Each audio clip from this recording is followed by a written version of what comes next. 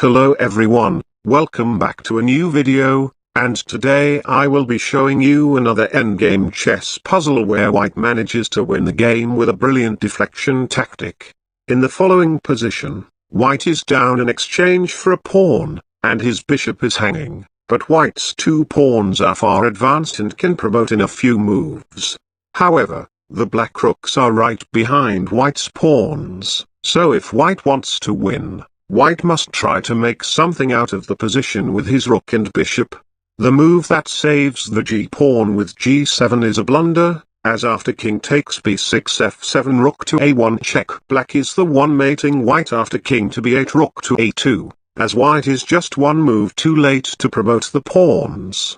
Another try is the move pawn takes h7. But after rook to a2 check king to b7 black will eliminate white's pawn on h7, and after the rooks are traded, black will stop white's g-pawn with a draw.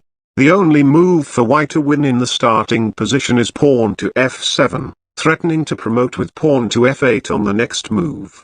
Black stops the pawn with rook to f1, and now even though white's rook is controlling the promotion square, promoting the f-pawn immediately will lead to a draw after rook takes f8 and rook takes g6, as white would have no pawns left.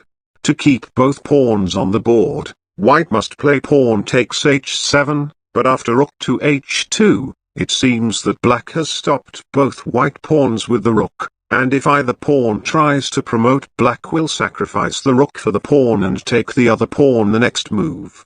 However, white uncorks a powerful move, bishop to f2, sacrificing the bishop and threatening to promote the f-pawn on the next move.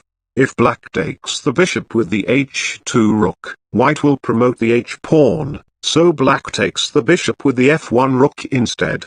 Now the two black rooks are on the same rank, and white reveals the whole idea with the brilliant move rook to g2, simply a brilliant deflection tactic against both of black's rooks.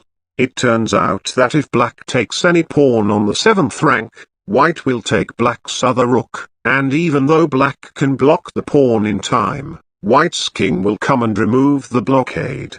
So black must take white's rook and let white's pawn promote.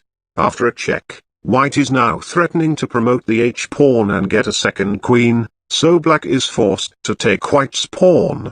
Now white can win the game with queen to f5 check, forking black's king and rook with a winning queen versus rook endgame.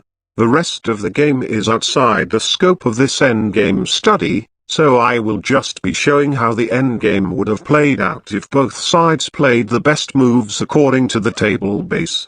You want to see more brilliant chess tactics? Be sure to like and subscribe for more. I will see you all in my next video. Goodbye.